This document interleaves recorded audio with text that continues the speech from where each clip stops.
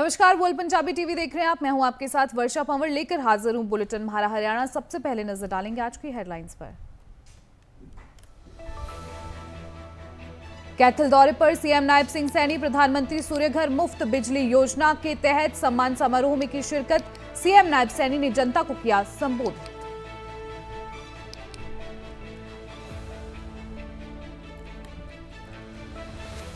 मुख्यमंत्री नायब सिंह सैनी का किसानों के लिए बड़ा ऐलान। किसानों के खराब फसलों के मुआवजे की पहली किश्त जारी। 525 करोड़ रुपए की किश्त की जारी।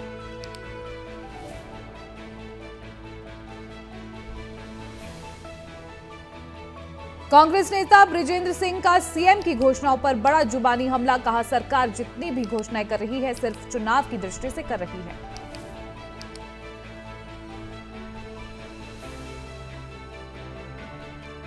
चुनाव आयोग आज करेगा प्रेस कॉन्फ्रेंस। हरियाणा विधानसभा चुनावों की तारीख का ऐलान संभव। आज दोपहर 3 बजे की जाएगी प्रेस कॉन्फ्रेंस। जम्मू कश्मीर विधानसभा चुनाव का भी होगा ऐलान।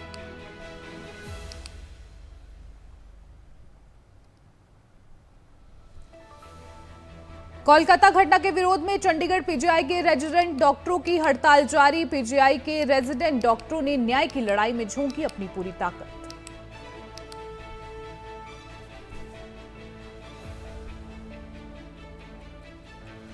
भारत रत्न अटल बिहारी वाजपेयी की पुण्यतिथि आज। हिमाचल के राज्यपाल, डिप्टी सीएम, नेता विपक्ष ने दी श्रद्धांजलि। देश के विकास में अटल के योगदान को किया याद।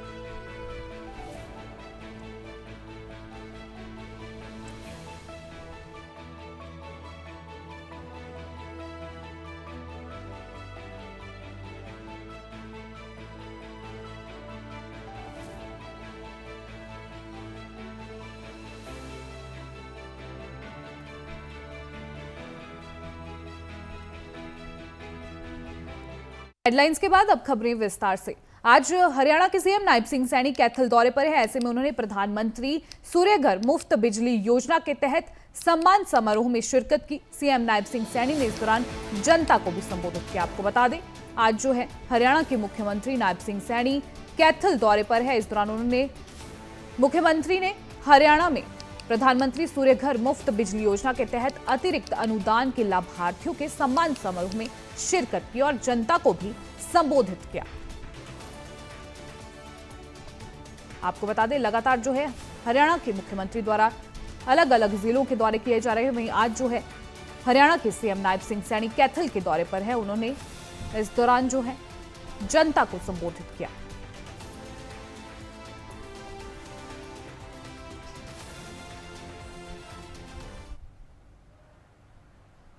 कि हमने हरियाणा के अंदर इस योजना को लॉन्च किया अभी 1 महीना पहले, और जिस दिन मैंने लॉन्च किया मैंने अधिकारियों को कहा कि इसकी योजना तुरंत बना दो और छतों के ऊपर ये सोलर पैनल लगना चाहिए।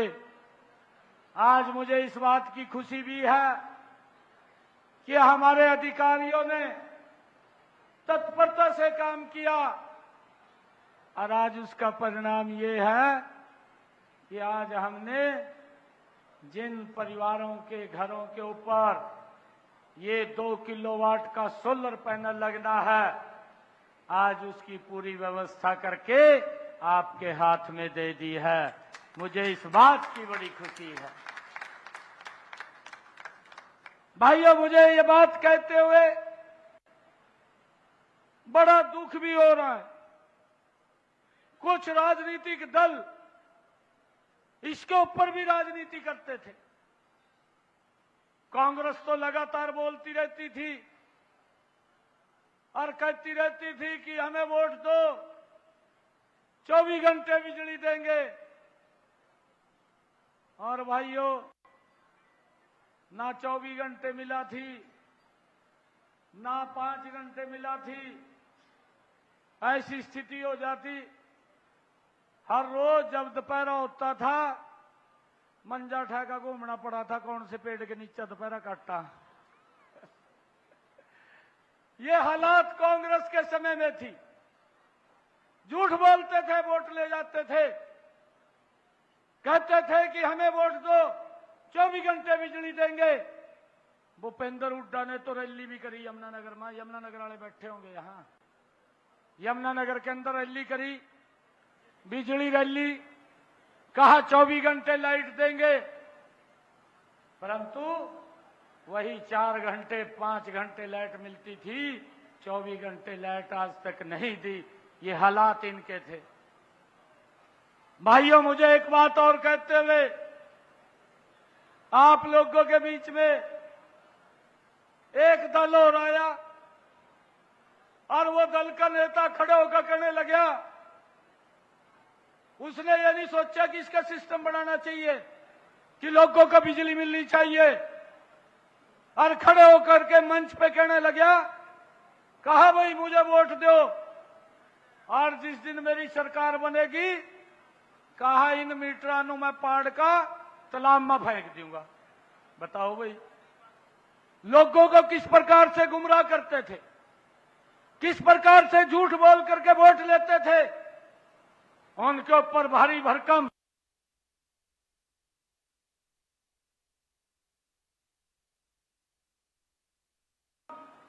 बिलों का फिर वो घूमते रहते थे। भाई इन्होंने कहा था माफ तो करया नहीं है,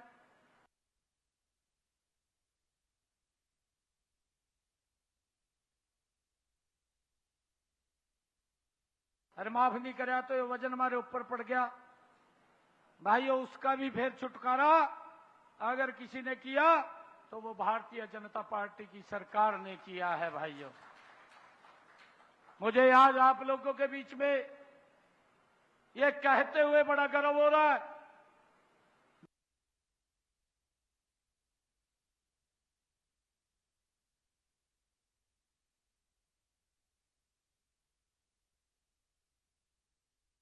दुनिया के सबसे लोकप्रिय नेता, भारत के यशस्वी प्रधानमंत्री नरेंद्र मोदी जी ने जो वर्ल्ड का सोलर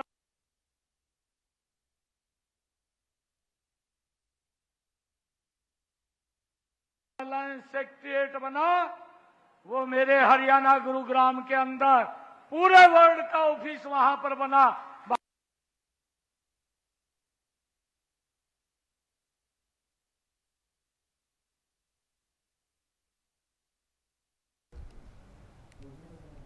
भारत रत्न अटल बिहारी वाजपेयी की पुण्यतिथि आज सीएम नायब सिंह सैनी ने उन्हें श्रद्धांजलि अर्पित की। संत कबीर कुटीर पर सीएम ने उन्हें श्रद्धांजलि अर्पित की। भारत रत्न अटल बिहारी वाजपेयी की आज पुण्यतिथि है, ऐसे में सभी की ओर से उन्हें श्रद्धांजलि अर्पित की जा रही है। आपको बता दें कि अटल बिहारी वाजपेयी की पुण्यतिथि पर सभी दिग्गज नेताओं ने उन्हें याद किया और उन्हें नमन किया। सीएम नायब सिंह सैनी ने भी उन्हें श्रद्धांजलि अर्पित की और उनके योगदान को याद किया गया। आपको बता दें, संत कबीर कुटीर पर हरियाणा के सीएम नायब सिंह सैनी ने उन्हें श्रद्धांजलि अर्पित की। भारत रत्न अटल बिहारी वाजपेयी की आज पुण्यतिथि है, ऐसे में सीएम नायब सिंह सैनी ने उन्हें श्रद्धांजलि अर्पित की। संत कबीर कुटीर पर जो है सीएम की ओर से उन्हें श्रद्धांजलि अर्पित की गई। इस दौरान जो है उनके योगदान को सीएम के द्वारा याद किया गया।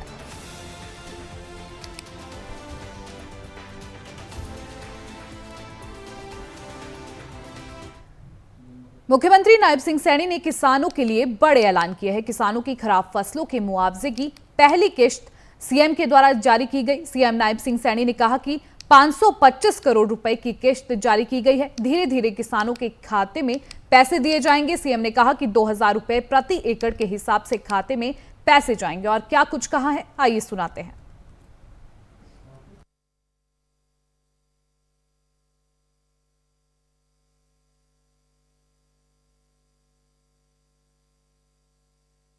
पिछले दिनों जो वर्षा हरियाणा प्रदेश के अंदर कम हो रही और पिछले वर्ष की तुलना में काफी कम हुई है, और उस वर्षा के कारण हमारे किसानों का लगातार खर्चा बढ़ रहा था, उस खर्चे को कम किया जाए। और पिछले दिनों हमारी सरकार ने, कैबिनेट ने ये फैसला लिया था कि हम किसानों को 2000 रुपए प्रति एकड़ के हिसाब से उनको बोनस के रूप में देंगे। और आज पहली किस्त हमने जारी की है। किसानों के खाते के अंदर हरियाणा प्रदेश के ऐसे 5,20,000 किसानों के खाते में आज जो ये पहली किस्त यहां से जारी की है, ये 525 करोड़ रुपए की किस्त आज जारी की है। इसकी प्रक्रिया वो शुरू कर दी है। धीरे धीरे करके 1-2 दिन में ये सारा पैसा किसानों के खाते में ये पहुंच जाएगा, ताकि उनके खर्चे को कम किया जा सके। ये हमारी कैबिनेट ने, सरकार ने ये फैसला लिया था। आज इसकी पहली किस्त हमने वो जारी की है। जितने भी रजिस्ट्रेशन वो हमारी पोर्टल के ऊपर होंगे, वेबसाइट के ऊपर होंगे, किसानों के, उन सब के खाते में ये 2,000 रुपये प्रति एकड़ से के हिसाब से पहुंचाने का काम हमारी सरकार वो करेगी, ताकि किसानों के उस खर्चे को कम किया जा सके इस कम बरसात के कारण। आप नेता मनीष सिसोदिया से मिले पंजाब के मुख्यमंत्री भगवंत सिंह मान। मनीष सिसोदिया के घर पर जो है ये मुलाकात की गई। सिसोदिया के जेल से आने के बाद दोनों की ये पहली मुलाकात थी। आपको बता दें, सिसोदिया से जो है आज पंजाब के मुख्यमंत्री भगवंत सिंह मान ने जो है मुलाकात की। मनीष सिसोदिया के घर पर जो है ये मुलाकात की गई। आपको बता दें कि जेल से आने के बाद जो है सिसोदिया से पहली बार जो है पंजाब के मुख्यमंत्री ने मुलाकात की है। आपको बता दें ये मुलाकात की तस्वीरें भी सामने आई हैं। वहीं मनीष सिसोदिया के घर पर जो है ये मुलाकात हुई। इस दौरान कई मुद्दों पर जो है चर्चा होने की कयास लगाए जा रहे हैं। आपको बता दें कि सिसोदिया के जेल से आने के बाद दोनों की ये पहली मुलाकात थी। मनीष सिसोदिया से जो है आज पंजाब के मुख्यमंत्री भगवंत सिंह मान ने मुलाकात की। मनीष सिसोदिया के घर पर जो है ये मुलाकात की गई है। सिसोदिया के जेल से आने के बाद जो है पहली बार जो है पंजाब के मुख्यमंत्री सिसोदिया से मिले। आपको बता दें मनीष सिसोदिया के घर पर जो है ये मुलाकात की गई।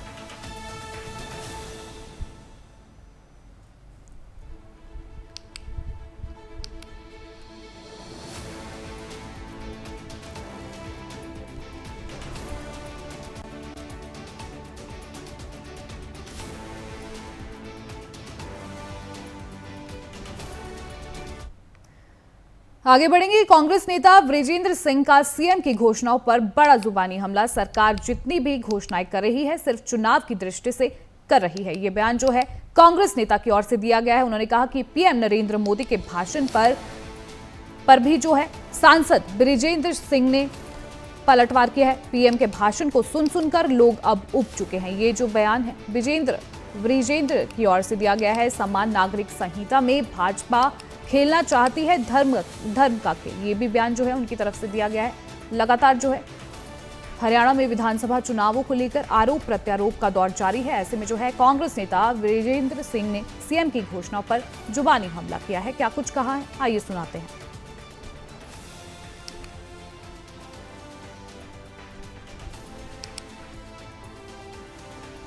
मानता हूं क्योंकि वो बहुत भारी एक चर्चा का विषय बनने वाला है। ये ना हो कि सरकार उसको भी जल्दबाजी में निकालने की कोशिश करे, और वो है यूनिफॉर्म सिविल कोड।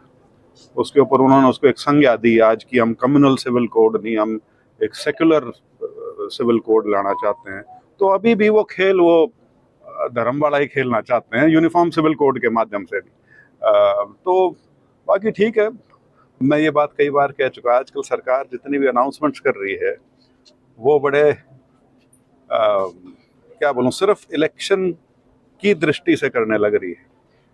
वो सारे वर्ग जो पिछले 10 साल से सरकार की नीतियों और सरकार के कार्यकलापों की वजह से जो दुखी थे, उनको कोशिश कर रहे हैं कि किसी तरह से उनकी शिकायत। देखो, मैंने पहले भी कहा है कि वो आज के दिन राजनीतिक चर्चा का हिस्सा नहीं है, तो उनको तरजीह देने का कोई फायदा नहीं है। मुकाबला जो है वो कांग्रेस और बीजेपी का है।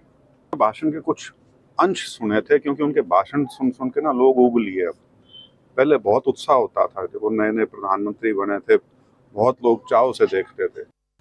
चुनाव आयोग आज प्रेस कॉन्फ्रेंस करेगा। हरियाणा विधानसभा चुनावों की तारीख का इस दौरान ऐलान किया जा सकता है। आज जो दोपहर 3 बजे ये प्रेस कॉन्फ्रेंस की जाएगी। जम्मू कश्मीर विधानसभा चुनाव का भी इसमें ऐलान किया जा सकता है। आपको बता दें कि चुनाव आयोग की ओर से आज प्रेस कॉन्फ्रेंस की जाएगी। ऐसे में हरियाणा विधानसभा चुनावों की तारीख का ऐलान संभव है। वहीं आज दोपहर बाद दोपहर 3 बजे के बाद ये प्रेस कॉन्फ्रेंस की जाएगी। वहीं जम्मू कश्मीर विधानसभा चुनाव का भी इस दौरान ऐलान किया जा सकता है। आपको बता दें कि दोपहर बाद आज चुनाव आयोग प्रेस कॉन्फ्रेंस करेगा। इस दौरान हरियाणा और जम्मू कश्मीर के विधानसभा चुनावों की तारीख का ऐलान किया जा सकता है। आपको बता दें 3 बजे के बाद चुनाव आयोग प्रेस कॉन्फ्रेंस करेगा। इस दौरान हरियाणा और जम्मू कश्मीर के विधानसभा चुनावों की तारीख का बड़ा ऐलान किया जा सकता है।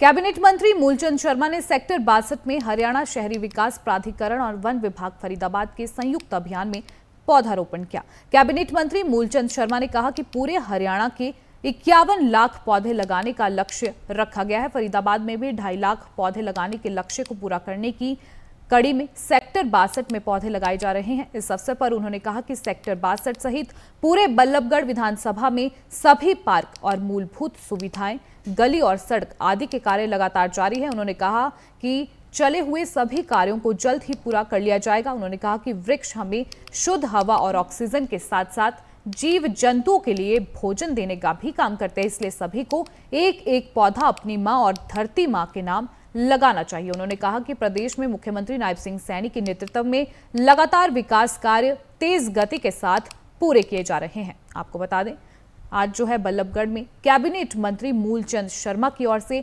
पौधारोपण कार्यक्रम में शिरकत की गई और पौधा रोपा गया।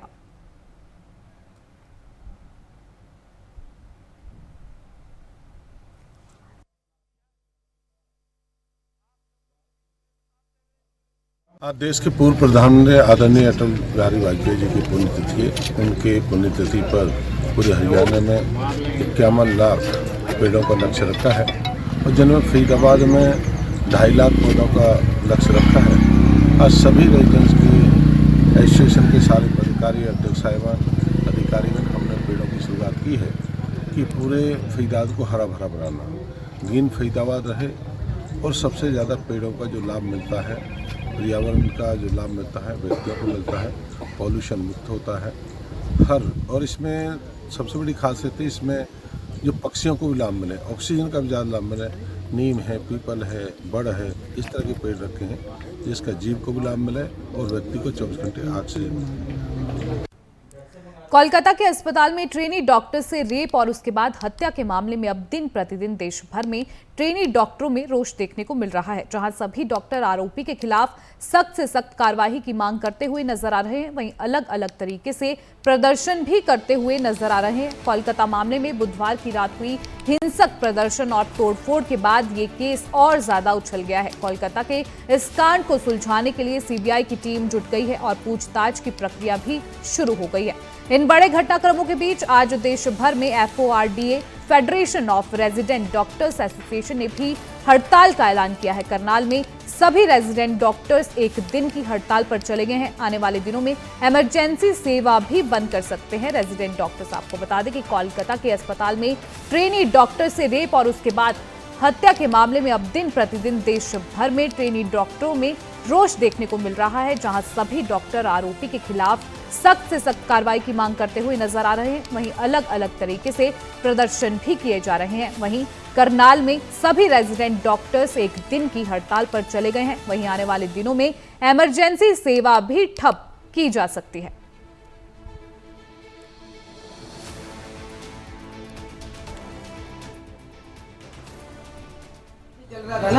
हम बस मांग रहे हैं जिंदा रहने दो। ये जो स्लोगन चल रहे हैं बेटी पढ़ाओ बेटी बचाओ, मत बचाओ यार, मत पढ़ाओ। अगर ऐसे ही पढ़ना है, यही करना है तो मत करो यार ये सब कुछ। नहीं चाहिए ये सब, सिर्फ अपना काम करने दो, जिंदा रहने दो, बहुत है, इतना बहुत है, उससे ज़्यादा तो हम कुछ मांग भी नहीं रहे हैं। ये स्ट्राइक किसी भी तरीके से, पहली बात तो मैं ये बताना चाहूँगा कि ये स्ट्राइक हम किसी तरीके से जनता को नुकसान पहुँचाने के लिए या हमारे कॉलेज एडमिनिस्ट्रेशन के खिलाफ नहीं कर रहे हैं। हमारी ये स्ट्राइक जो है, हमारी एक फोर्डा इंस्टीट्यूट, हमारा एक फोर्डा एक संगठन है और एक फाइमा संगठन है, उसकी तरफ से पूरे देशव्यापी हड़ताल बुलाई गई है। उस देशव्यापी हड़ताल के तहत ही हम इस कॉलेज को भी बंद करवाने की कोशिश कर रहे हैं कि जो प्रॉब्लम हुई थी, जो हिनियस क्राइम हुआ था, आप भी मीडिया से आपने देखा होगा कि इतना हिनियस क्राइम आप सारा दिन कवर करते हैं, रेप केस और ये सब चीज़ें, लेकिन आपने इतना हिनियस किसी 31 साल की एक लड़की के साथ ऐसा नहीं सुना होगा। वो मीडिया ने फुल कवरेज दी है, सब इस बारे में सबको पता है कि कोलकाता में क्या हुआ, क्या इससे बुरा कुछ हो सकता है।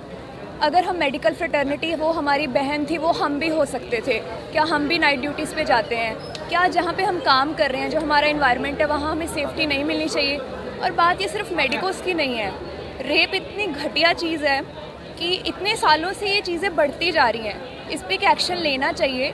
हम अपने देश में तो सेफ फील करें, तो ये पूरा मुद्दा वही है। तो हम कंटिन्यू करेंगे उसको लेके अपनी स्ट्राइक, और हम आशा करते हैं कि इसके लिए हमें रिजल्ट्स मिलेंगे गवर्नमेंट की तरफ।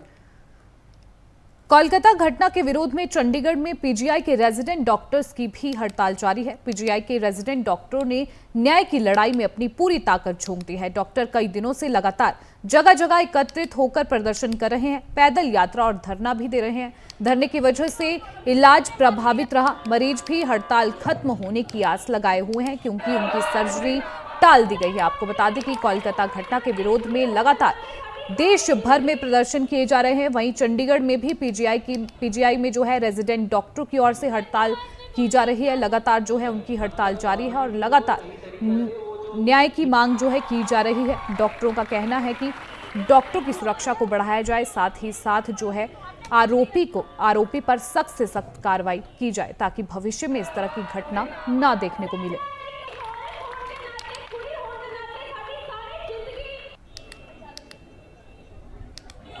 पांचवा दिन प्रोटेस्ट चल रहा है हमारा पीजीआई में। सब ओपीडीज बंद हुआ है, इमरजेंसी सब कुछ ठीक चल रहा है सिंस दैट टाइम। ये हम क्यों कर रहे हैं?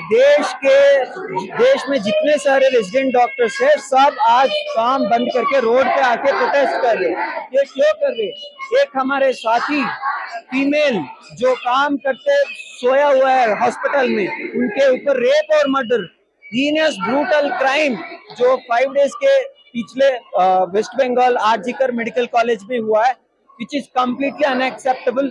एंड इसके लिए हम इतना फाइट कर रहे हैं, लड़ाई कर रहे हैं, गवर्नमेंट पे इतना प्रेशराइज कर रहे हैं, तभी भी कुछ डिमांड्स हमारा सफलता नहीं हो रहा है। हमारा मेन डिमांड्स दो ही है। ये उधर जो लड़की का इनजस्टिस हुआ है, वो कल्प्रिट्स को इमीडिएटली अरेस्ट करना है सीबीआई वालों ने, और पनिशमेंट्स निर्भया के तरफ, इससे ऊपर और कोई पनिशमेंट है तो उससे उतना स्ट्रिक्ट पनिशमेंट देना है उनको। उसके साथ साथ प्रिंसिपल, डीन जो भी उसमें वो कॉन्स्पिरेसी में इन्वॉल्व हुआ है, उनके ऊपर इन्वेस्टिगेशन चलाना है, उनको भी ठीक तरीका से पनिशमेंट देना है। और सेकंड डिमांड हमारे है central protection act, safeguarding the medical health care professionals throughout the country. These are the 2 demands we are asking the central government and honourable state government West Bengal to look into. Karnal में anti vehicle theft शाखा ने एक ऐसे चोर को गिरफ्तार किया है जो लोगों की बाइक पर हाथ साफ करता था। पुलिस ने इसके पास से 19 2-पहिया वाहन बरामद किए हैं। ये चोर करनाल का ही रहने वाला था, पर इसने चोरी की वारदात को करनाल, कुरुक्षेत्र, कैथल, जींद और पानीपत में अंजाम दिया। ये आरोपी बाइक के लॉक को तोड़ता है और बाइक लेकर फरार हो जाता है। पुलिस ने गुप्त सूचना के आधार पर इसको गिरफ्तार कर लिया है। आरोपी पहले भी जेल जा चुका है और उसके ऊपर चोरी के कई मामले दर्ज है। पुलिस ने इसको कोर्ट में पेश करके रिमांड पर लिया और आगे भी इससे पूछताछ जारी है। आपको बता दें कि 19 चोरी बाइक में सारी स्प्लेंडर बाइक है। लोगों से भी पुलिस ने अपील की है कि अपने वाहनों का ध्यान रखें। आपको बता दें करनाल की तस्वीरें हैं, जहां पर एक चोर को 19 चोरी की हुई बाइक के साथ पकड़ा गया और 19 की 19 बाइकें स्प्लेंडर बाइक हैं। एसपी साहब ने एक करनाल जिले में एंटी व्हीकल थेफ्ट स्टाफ बनाया है, जिसका इंचार्ज मेरे को लगा रखा है। मेरी टीम ने कल गुप्त सूचना के आधार पर एक प्रवीण नाम का लड़का है, जो पहले भी चोरी की वारदातों में संलिप्त रहा है, उसको सेक्टर 4-5 ग्रीन बेल्ट से हमने चोरी की मोटरसाइकिल सहित गिरफ्तार किया था। इसने 19 मोटरसाइकिल बरामद कराई हमारे से। ये करनाल, पानीपत, जींद, कैथल और कुरुक्षेत्र से रहने वाला करनाल का ही है। पहले भी इस पे 15 से 20 मुकदमे चोरी के हैं। 2014 में भी पकड़ा था हमने, फिर उसके बाद 2021 में पकड़ा। हाँ, जिसको इन्हें मोटरसाइकिल बेची, इसने कहा कि मैं आपको कागज़ दूंगा, लेकिन इसने उसको कागज़ उसको दिए नहीं, फाइनेंस की कह के बेची थी। उसने हमारे को सूचना दी ये कि ऐसे प्रवीण लड़का है, वो आज इसको अदालत में पेश करके ने और जुडिशियल भेजा जाएगा। इस बुलेटिन में इतना ही। मुझे दीजिए आज्ञा। नमस्कार।